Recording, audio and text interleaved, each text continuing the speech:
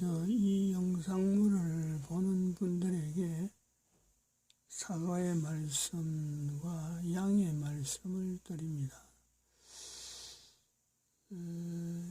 지금 오늘이 2021년 12월 3일인데 어저께 12월 2일 새벽에 영상물을 만들었어요. 지금 여기에 이 재료를 가지고 일부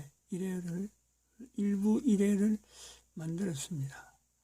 근데 그거를 제가 노트에다 다시 틀어가지고 노트에다 정리는 다 했어요. 근데 그거를 지금 유튜브에 올리는 과정에 그게 안 올라갔던 거예요. 그러고 촬영하는 촬영 기계는 그날 한 거는 그날 지우지 않으면 안 되고 30분 정도에서 이게 끝나니까 용량이 없어요. 그래서 항상 지워버리는데 발견한 거를 오늘 아침에 발견했어요. 오늘 거 올리다 보니까 어저께 없더라고. 여기 어저께 1023-666인데 665까지만 있고 666이 없는 거죠. 그래서 지금 다시 올리는데 이 앞부분에 이거 하기 전에 이 앞부분에 자료들이 상당히 중요한 내용이 많이 있었어요. 근데 어쩔 수 없이 영상물에 21분까지만 합니다. 21분까지. 한번 들어보시죠. 그리고 이제 또 우리들이 하루 뉴스에 막 흔들흔들해요. 하루 뉴스에 흔들거리고 그러는데 지금 세계가 진행하는 방향, 이거는 그 옳은 방향으로 궁극적으로 갑니다. 그래서 이제 너무 이렇게 우리가 마음에 들지 않는다고 좌절할 필요도 없고 또 조금 좋아졌던 거 흥분할 필요도 사실은 없습니다. 오늘 저는 뭐 이쪽 편 저쪽 편이 아니라 진리, 어떤 것이 제일 현상을 정확히 설명하느냐, 그럼 학자라는 것은 현상을 정확히 설명하는 그것이 자기의 학문의 목표입니다. 거기에 입각해서 말씀을 드리도록 할게요. 제가 이제 교회에서 강의를 요새 최근에 좀 많아졌는데 교회에 강의할 때마다 제가 국제정치학자인데 국제정치학하고 이 기독교하고 이렇게 연결되는 일화들 이런 것 즉 하나씩 소개하고 그러는데 오늘도 하나 소개하고 가겠습니다. 여러분 그 미국이라는 나라가 세계에서 제일 기독교적인 나라인데 우리나라도 기독교 신자가 5천만 중에서 1200만이라고 하니까 대단한 나라입니다. 그런데 미국은 3억 2천만 중에 교회 다니십니까? 그러면은 물론 1년에 교회 한 번 가는 사람도 있는데 2억 6천만이 다닌다고 얘기합니다. 그러니까 3억 2천분에 2억 6천만이면 대단한 나라죠. 그리고 그 중에서 그 에반젤리컬이라고 이제 미국 사람들은 쓰는데 복음주의자라고 얘기하죠. 그런 사람들은 한 1억 정도로 칩니다. 1억 정도. 그런 사람들은 성경에 있는 말은 점 하나도 틀리는 것이 없다라고 믿는 사람들입니다. 그래서 세계에서 우리가 지금 사는 시대가 말세다. 이제 세상은 끝난다라고 하는 말세냐라고 이렇게 여론조사를 하면은 미국이 항상 1등이 나옵니다. 한 40-50%가 그렇다라고 대답을 합니다. 유럽 사람들, 영국, 프랑스는 한 5% 미만입니다. 미국 사람들한테 왜 당신이 사는 이 시대가 말세라고 대답을 했느냐? 그러면 성경에 그렇게 써 있지 않습니까? 라고 거꾸로 반응을 합니다. 그리고 미국이라는 나라는 이 국가 자체가 하나님의 사명을 가지고 있는 나라라고 생각을 합니다. 그래서 미국은 미션이라는 말을 무지하게 많이 써요. 미국 외교정책 책에 아메리카스 미션, 그러니까 외교정책이 미션입니다. 미국 사람들은 하나님을 열렬히 믿는 사람들이 모여서 만든 나라고, 그리고 세계를 그 하나님이 보기에 좋아하는 나라로 만들어야 될 책임이 있다고 자기네들이 스스로 느끼고, 그리고 이제 앞으로 이 천년왕국이 오고 또 뉴 예루살렘이 올 때 한 나라라도 미국이 더 들고 가야 되는 그게 자기네들 미션이라고 생각을 합니다. 그래서 미국 대통령이 그 이제 보통 사람들은 저거 제국주의라고 그러죠. 필리핀을 점령하고서 그때 루즈벨트 대통령이 앉아서 기도를 하는데 하느님 저 사람들한테 기독교를 전파할 수 있는 기회를 우리가 우리한테 줘서 너무 감사하다고 기도하는 사람들입니다. 그래서 그 미국 외교 정책을 공부할 때 바로 그 신의 소명 이런 개념을 이제 잘 모르면은 분석이 안 되죠. 지금 미국 사람들이 북한을 이블이라고 얘기합니다. 악이라고 얘기해요. 악하고 기독교하고는 어떻게 되어 있습니까? 관계가 제거하는 겁니다. 제거. 노스 코리아 스킴 패밀리라고 그럽니다. 노스 코리아 따로, 킴 패밀리 따로예요. 미국 사람들이 이건 킴 패밀리를 아주 칼같이 구분합니다. 우리나라 4월 27일 날 지금 남북회담이 있은 후에 바로 그 전날 오토 원비오라는 그 북한 가서 죽은 청년의 부모가 북한을 고발했습니다. 북한이면 누굴 고발한 겁니까? 인권유린범으로 김정은을 고발했습니다. 그 고발은 야 이거 앞으로 대화를 놔두고서 그렇게 고발해도 되니? 그런 말이 될 수가 있죠. 그건 뭐 그 부모들이 이거는 그냥 지나갈 수 없다 했고 그리고 4월 29일 일요일이죠. 그날 미국 그 인권보고서가 나왔는데 북한은 김 씨라는 한 가족이 60년 이상 나라를 통치하는 최악의 독재국가다라는 보고서가 나왔습니다. 바로 이런 식으로 미국이 북한에 대해서 접근하고 있다는 말씀을 일단 드립니다. 그게 다 기독교적인 접근입니다. 기독교적인 접근. 미국은 콜럼버스가 미국 대륙을 발견할 때도 기독교입니다.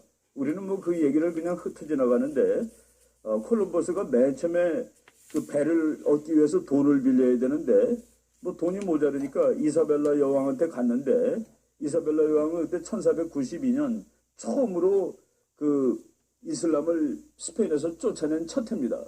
그래서 그분은 너무 이제 마음이 행복했어요. 그런데 콜럼버스라는 청년이 와서 저쪽 가서 돈을 많이 벌어오겠습니다라고 그러지 않았습니다.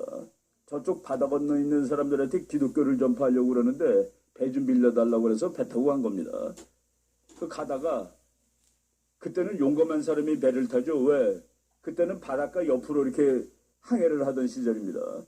바닷가 육지에서 반대 방향으로 나가지 못했어요. 무서워서. 왜? 가다 보면 떨어지니까 그 지구가 평평하게 생겨가지고 땅에서 전부 배들이 땅 옆으로 다녔습니다. 이리로 나가면은 떨어지는 거니까. 그런데 그래도 용감한 사람들이 따라 나온 거예요. 지구는 둥글게 생겼으니까 떨어질 리가 없어. 가면은 일본에 도착할 수 있어. 쭉 도니까.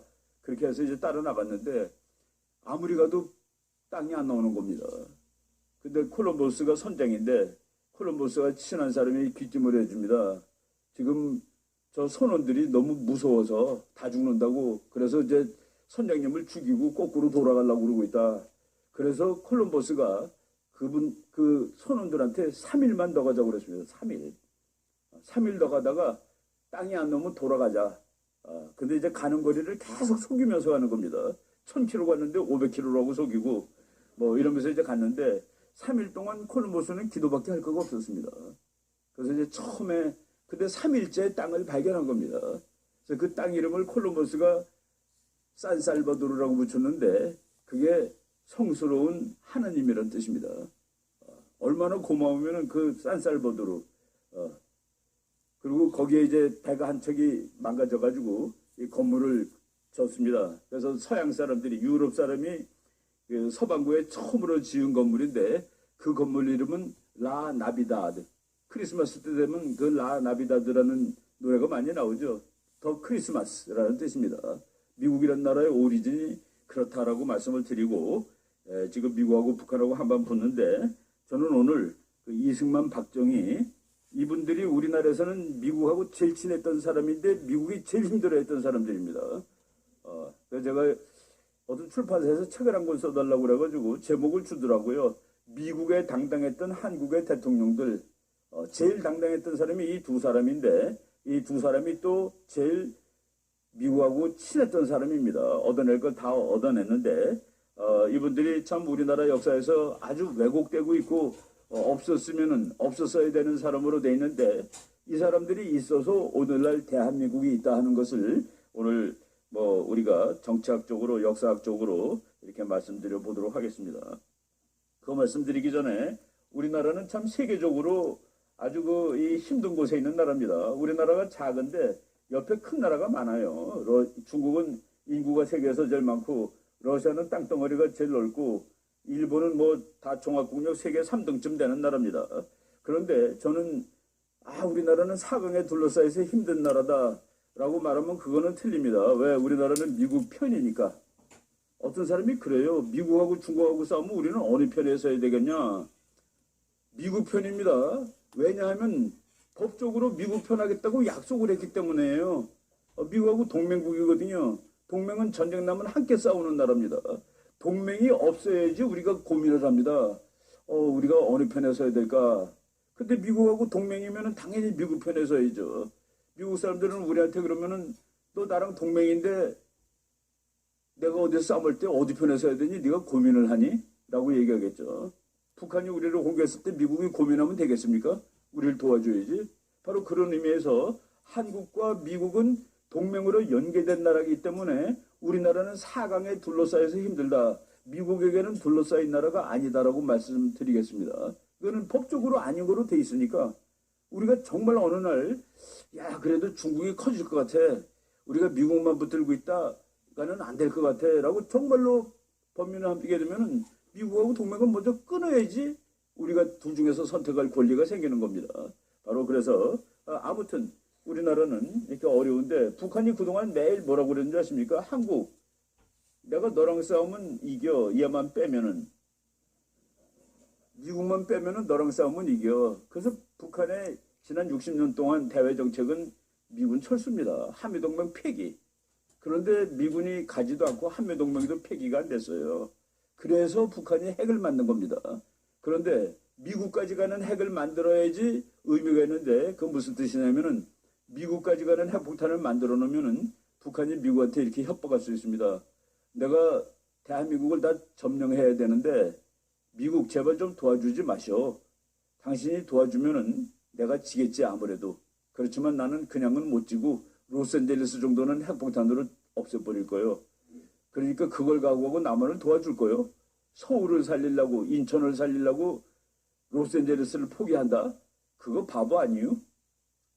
그래서 북한 핵폭탄이 미국에 도달하는 날 미국은 한국을 도와주기가 너무나도 어렵게 되는 것이죠. 바로 그것이 이제 되느냐 마느냐 상황에서 이 일이 터지고 있는 것입니다.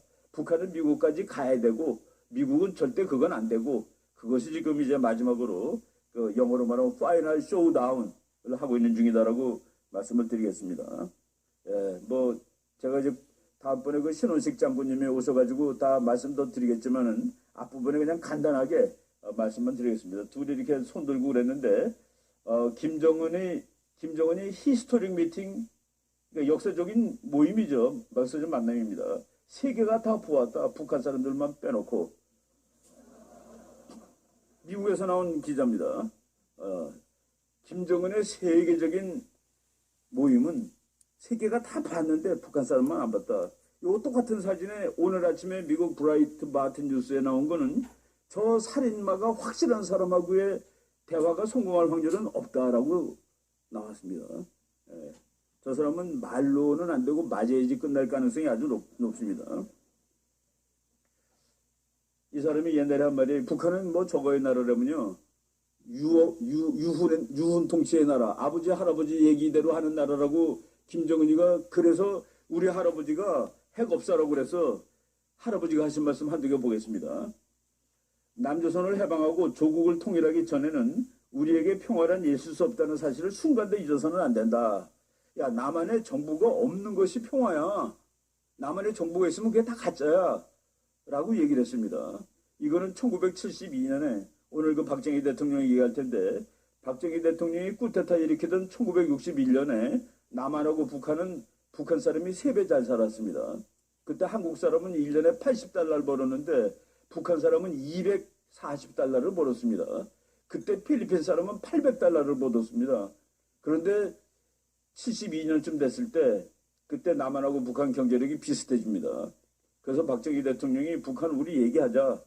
우리는 뭐 박정희 대통령이라든가 이런 사람들은 북한하고 얘기 안 했는 줄 아는데 북한하고 처음으로 얘기를 한 것이 박정희 때죠. 서울에 북한 사람들이 와서 보고서 뭐 건물도 많고 집도 뭐가 많으니까 그때 놀랬습니다. 야, 뭐 나만 거지인 줄 알았는데 거지 아니구만. 그거 했을 때 김일성이가 자기 부하들한테 지시한 말이 있는데 그것도 읽어보시면은 남조선이 급속하게 경제 성장을 이루겠다고 해서 부러워하거나 걱정할 필요는 전혀 없다. 우리가 만반의 전쟁 준비를 갖추고 있다가 일단 유사시 남조선을 해방하고 조국을 통일하게 되면 남조선의 발전된 경제가 다 우리 거가 되는 거야. 아주 간단하죠. 김정은이가 그런데요. 북한 사람들이 그런데요. 요번에 김정은이가 말이야 목숨을 걸고 남한 가가지고 이제 다 우리 부자 만들어 줄 거야 그런데요. 조금 뭐 비슷한 것 같지 않습니까? 그런 말 하고 남조선의 정부가 없어지는 날 그때 진짜 평화가 온다라고 얘기했는데 이것도 유흥 통치다 하는 그 얘기입니다. 김일성이 옛날에 했던 말, 우리도 원자탄을 생산하게 되었다. 미국이 원자탄을 사용하면 우리도 사용할 수 있다. 그때는 핵폭탄이 아니라 원자탄이었습니다. 핵폭탄 갖는 것이 꿈이죠. 폐기하는 게 꿈이 아닙니다. 믿을 것은 핵밖에 없다. 이거는 중국이 한국하고 수교했을 때 김정일이가 과학자들 많고 이제 믿을 게 뭐 있습니까? 핵폭탄밖에 믿을 게 없습니다라고 얘기를 했죠. 그리고 지금 제가 방금 얘기했던 그거를 김정일이가 한 말입니다. 수령님 대의 조국을 통일하자면 미국 본토를 때릴 수 있는 능력을 가져야 된다. 미국의 도시 하나만 맞출 수 있으면은 그날 마음 놓고 조국 통일 대사변을 주동적으로 맞이할 수 있다. 그때 미국은 부담 가죠. 한국 도와줄 수 없죠. 바로 그 얘기를 한 겁니다. 이거는 뭐 국제정치학 이론에 다 나오는 거를 저 사람들이 알고 있다는 그런 얘기입니다. 김정일이가 했던 말입니다. 나는 남한 점령군 사령관으로 가겠다. 1천만 명 이민 가고 2천만 명 숙청되고 남는 2천만과 북한 2천만으로 공산주의 국가를 건설하면 될 것이다. 그러니까 3천만 빼겠다는 얘기입니다. 5천만 중에. 캄보디아에서 한번 그런 적이 있었는데 캄보디아가 공산국가가 된 다음에 뺀 사람들 종류 말씀드릴게요. 1.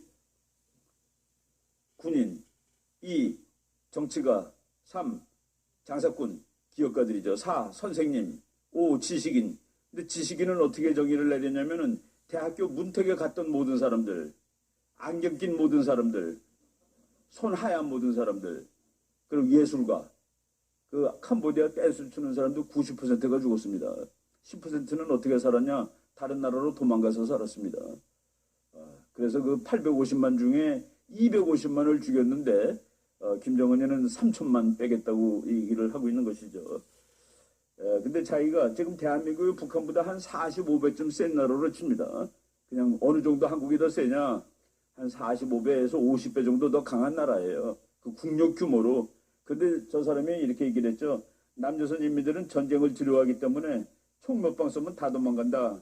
식량과 기름이 부족하지만 휴전선만 넣으면 남조선에 식량과 기름이 많이 있다. 이것을 사용하면 쉽게 남조선 먹을 수 있다. 참 그래서 정신교육 하는 겁니다. 김정은 보고 자기 고모부를 비행기 쏘는 포로 쏴 죽인 사람을 보고 귀엽다고 그래요. 요새 한국 사람들이. 여자들이. 김정은 귀엽대요. 자기 형 죽이라고 독가스 얼굴에 뿌리라고 오도했는데 그런 게 하루아침에 까먹어지면 안 되는 것이죠. 바로 이런 것들 우리가 잘 염두에 둬야 됩니다. 이거 다 미국 교수들이 한 말이라고 제가 말씀 이미 드렸습니다. 어느 나라가 핵무장을 하는 경우 그 나라는 이웃 나라들과 무언의 불가침적을 체결하는 효과를 얻을 수 있다. 북한이 미국까지 가는 핵폭탄을 만드는 날 미국하고 잠재적으로 불가침조약 맺은 겁니다. 근데 미국이 우리나라까지 오는 폭탄은 절대로 허락할 수 없어. 그 지금 하는 것이죠. 그리고 한스북에서는 아주 유명한 교수가 다투고 있는 두 나라 중 한 나라가 핵무장에 성공할 경우 다른 나라는 전략적 옵션이 두 가지로 줄어든다. 그러니까 남한하고 북한하고 서로 다투고 있는데 이제 미국까지 가는 핵폭탄을 만들면 미국은 빠지는 겁니다. 개념적으로. 그러니까 남한하고 북한 둘 남아요. 그런데 그때 남한은 두 가지 옵션이 생긴다는 겁니다. 1. 전쟁을 하다가 죽는 것. 2. 미리 항복하는 것. 그래서 북한은 미국까지 가는 핵폭탄을 만드는 날 한국은 항복할 수밖에 없을 거야. 즉 평화통일을 이룰 수 있지. 라고 생각하고 만드는 것입니다. 그래서 밥을 굶어가며 만드는 거예요. 저게 얼마나 이 이론에 맞고 그냥 그냥 아무 생각 없이 막 만드는 것이 아닙니다. 그래서 지금까지 온 것이죠. 우리 대통령 중에 한 분은 이런 말을 한 적이 있습니다. 북은 핵을 개발한 적도 없고 개발할 능력도 없다. 그래서 우리의 대북 지원금이 핵 개발로 악용된다는 얘기는 터무니없는 유언비어다. 북한이 핵을 개발했다거나 개발하고 있다는 거짓 유언비어를 퍼뜨리지 마라. 이거는 틀린 거로 밝혀졌죠. 북한은 핵을 만들고 있었고 우리가 보낸 돈 상당 부분이 어떤 사람은 그래요. 내가 너한테 책 사라고 돈 줬지 술 먹으라고 돈 줬냐? 부모님이 아이한테 술 먹으라고 돈 주지 않죠. 책 사라고 돈 주죠. 그거를 맥주 먹습니다. 책 안 사고. 저는 뭐 그런 것이 있지 않겠냐라고 보죠. 이 사람이 지금 미국 대통령 제일 옆에 앉아 있는 사람인데 중국이 북한의 정권 교체에 동의하도록 중국을 설득해서 북한을 무너뜨리고 한국이 통일하게 하라. 그런데 그게 여의치 못하면 폭격하는 법밖에 방법이 없다라고 얘기를 하고 있습니다. 이거 잘 보십시오. 아주 그 상황이 이런 상황으로 갑니다. 그리고 우리나라 사람들 요새 그래요.